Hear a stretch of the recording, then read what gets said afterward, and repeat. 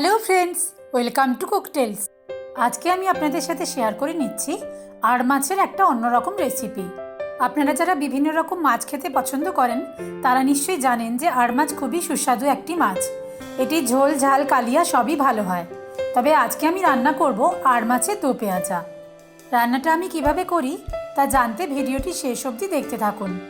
প্রথমে কড়াইতে সর্ষের তেল গরম করে নিয়ে নুন হলুদ দিয়ে মাখিয়ে রাখা আড় মাছের টুকরোগুলো আমি ভেজে নিচ্ছি। আমার করা আড় মাছের দো পেঁয়াজা এই রেসিপিটা যদি আপনাদের ভালো লাগে তবে অবশ্যই লাইক কমেন্টের মাধ্যমে তা আমাকে জানাবেন। আপনাদের করা একটা লাইক বা কমেন্ট আমাকে নতুন নতুন রেসিপি ট্রাই করতে খুবই মোটিভেট করে।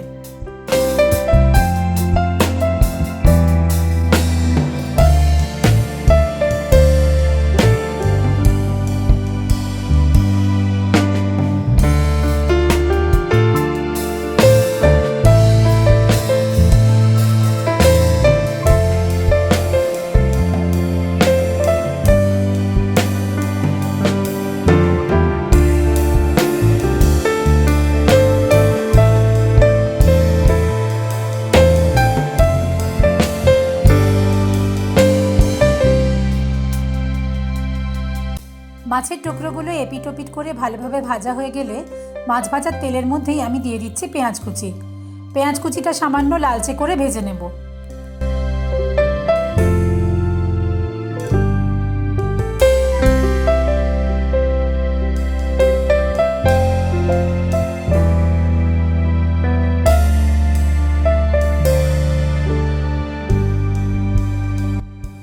এবারে দিয়ে দিচ্ছি আদা, রসুন আর কাঁচা লঙ্কা একসাথে বাটা। মশলাটা ভালোভাবে কষিয়ে নিচ্ছি যতক্ষণ পর্যন্ত না আদা রসুনের কাঁচা গন্ধটা চলে যায়।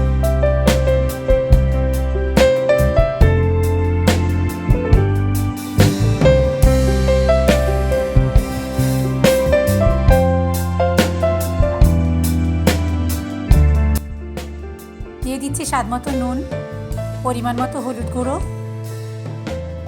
সামান্য চিনি, জিরে গুঁড়ো, কাশ্মীরি লঙ্কা গুঁড়ো। সব মশলা একসাথে ভালোভাবে কষিয়ে নিচ্ছি।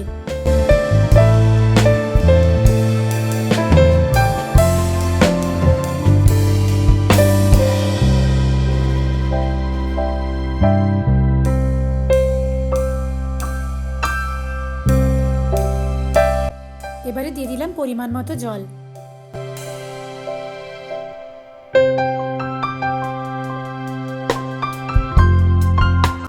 গ্রেভিটা ফুটতে শুরু করলে ওর মধ্যে আগে থেকে ভেজে রাখা মাছের টুকরোগুলো দিয়ে 2-3 মিনিট রান্না হতে দিলাম।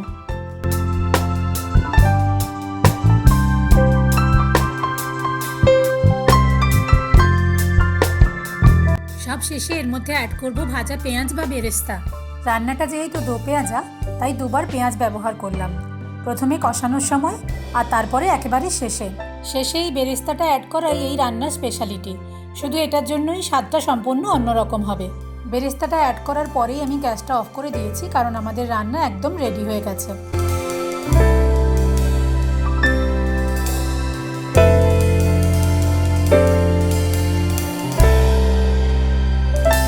তৈরি হয়ে গেছে আমাদের আজকের রেসিপি আড় মাছের দো পেঁয়াজা। এই রান্নাটা গরম ভাতের সাথে খেতেই বেশি ভালো লাগে। রান্নাটা আপনাদের কেমন লাগলো কমেন্ট করে অবশ্যই জানাবেন। যদি ভালো লেগে থাকে ভিডিওটা লাইক আর শেয়ার করে দেবেন। আর আমার চ্যানেলটা সাবস্ক্রাইব করতে ভুলবেন না যেন। খুব শিগগির আসছি নতুন রেসিপি নিয়ে। টাটা।